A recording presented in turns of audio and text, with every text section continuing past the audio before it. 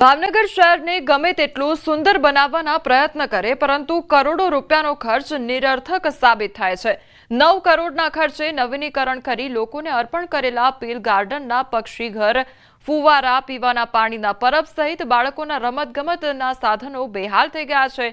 સરદાર બાગ પાયાની સુવિધા ઝંખી રહ્યો છે। અહીં અલગ અલગ 4 જગ્યાઓ પર પાણીની પરબ બનાવવામાં આવી છે પરંતુ પરબમાં નિયમિત પીવાલાયક પાણી આવતું નથી। યોગ્ય સફાઈનો અભાવ છે, સાથે બાળકો માટે રમતગમત માટે રાઇડ્સ છે તે પણ બદતર થઈ ગઈ છે। આવારા તત્વોએ અનેક સાધનો, સ્ટેચ્યુ, ગાર્ડનિંગ, ફુવારામાં તોડફોડ કરી ઘણા સાધનો તો ચોરી પણ કરી ગયા છે।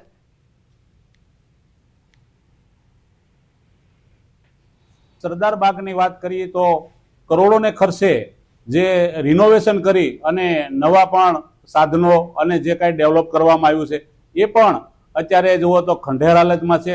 સ્ટેચ્યુ જુઓ તો ત્યાં પણ એવી કેટલીક ખરાબ હાલતમાં છે। તો એવા રાઇટ્સ બાળકોની માટે મૂક્યા છે એ પણ અત્યારે ભાંગી તૂટી ગયા છે।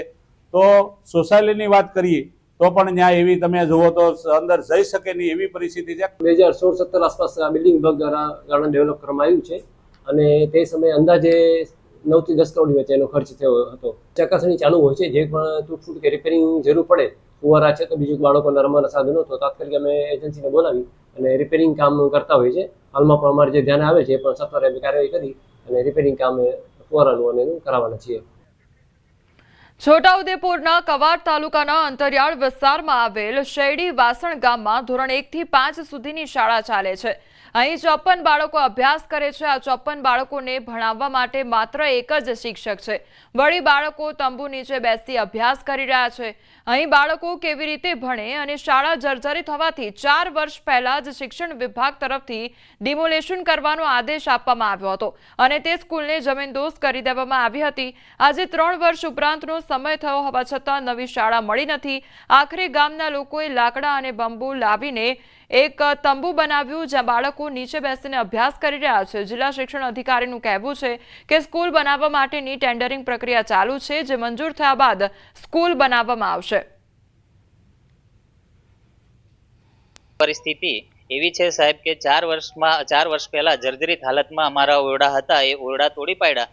ત્યારબાદ અમારી શાળાનું કોઈ કામ કરવામાં આવેલ નથી। અમે ધારાસભ્યશ્રીને રજૂઆત કરી, રૂબરૂ મળ્યા, 1 વર્ષ થઈ ગયું।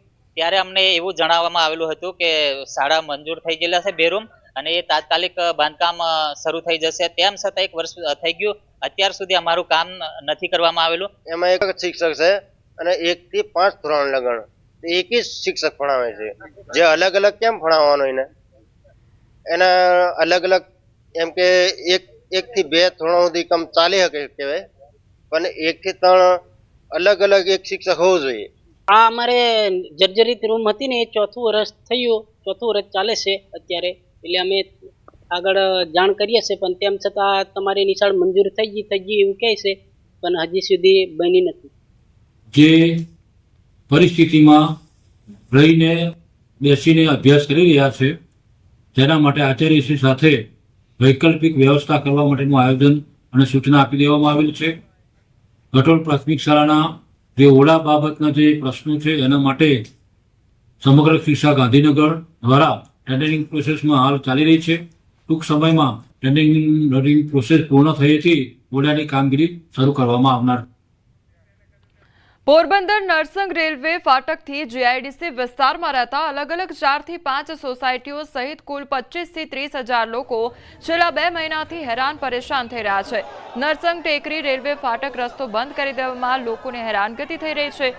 વળી વૈકલ્પિક વ્યવસ્થા તરીકે જે રસ્તો હતો તે પણ સાંકડો હોવાથી ત્યાં પાણી ભરાઈ જવાની સમસ્યા સર્જાય છે અને ખુદ તંત્ર દ્વારા તોડી પાડવામાં આવ્યો, જેથી લોકોને 2 થી 3 કિલોમીટર દૂર બ્રિજ પર ચડીને અવરજવર કરવી પડે છે।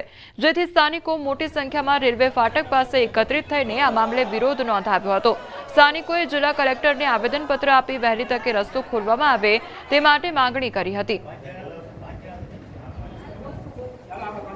અત્યારે હાલ અમારા રોજિંદા જીવનમાં ખૂબ જ ઘણો ફરક પડ્યો છે ફાટક બંધ કરવાથી। એમ કે અમારા બાળકોની વેન હોય કે રિક્ષાઓ હોય એ લોકો બધાએ ભાડા વધારી દીધા છે, રિક્ષાવાળાઓએ ભાડા વધારી દીધા છે। અહીંયા 80% પરિવાર છે એ સામાન્ય પરિસ્થિતિ ધરાવે છે, બધા પાસે વાહનો નથી અને એ બાજુના પાછળ દીપનગર વિસ્તારને પુલ ઉપરથી ચડીને હાલવું પડે છે, જે અમારા લેડીઝ લોકો માટે ખાસ કરીને સેફ નથી. આ જે રસ્તો તમે જે આપ્યો છે અત્યારે ઓપ્શનમાં, એ અમારી જે પાણી જાતું હતું મીરાનગરનો જે પાણીનો નિકાસ હતો એ બંધ કરી અને એની ઉપર રસ્તો કરેલો છે, એટલે બહુ જ પાણી ભરાય છે. અમારે બધાને ઘરમાં ગોઠણે પાણી ભરાઈ ગયા હતા. 2 વર્ષથી પાણી ભરાય છે, તો એ ઓપ્શન અમારે જોતો જ નથી. આખો બધાને 25 થી 30 હજાર માણસને આવક જાવકમાં તકલીફ પડે છે ને જે 50 વર્ષની ઉંમરવાળા છે ને પુલ આખો ફરીને હાલીને જવું પડે છે ને મોટી ઉંમરવાળાને પુલ ઉપર જાય તો મોટા વાહનો આવે તો અડફેટ લેવાઈ જાય, ઘણી તકલીફ ઊભી થાય છે. અત્યારે વૈકલ્પિક રસ્તો તોડી નાખ્યો છે, બરાબર. આવવા જવા માટે કઈ નાના લોકોને આવવા જવા માટે કઈ રસ્તો છે જ નહીં સિવાય પુલ અવડો મોટો ચડાવો, બરાબર. ઉદ્યોગમાં જે મજૂર વર્ગ આવે સાયકલ લઈને, જે લારી વાળા આવે સ્કૂટર વાળા ચડાવે, લારી વાળા આવે એ લોકો કેમ છે, ગલઢા માણસ હોય અને ઓલી સાઈડ જવું નરસન ટેકરીએ બસમાં જવું, એ લોકો કેમ નીકળે? તો આ બાબતે અમે તમામ સંબંધિત અધિકારીઓ સાથે તથા રેલવે સાથે ફરી એક બેઠક કરીશું. એમના બીજા પણ પાણીના નિકાલના પ્રશ્નો છે, પછી જે વૈકલ્પિક રસ્તો બને છે તેમાં પણ ચડવામાં તકલીફ છે, એ તમામ પ્રશ્નોને સેફટી અને સલામતીના દ્રષ્ટિએ પણ ધ્યાને લઈ અને આ બાબતે કમિટી બેઠક કરશે અને એ માટે જરૂરી પડશે તો લોકોના પ્રશ્નોનો હકારાત્મક નિકાલ કરવામાં આવશે.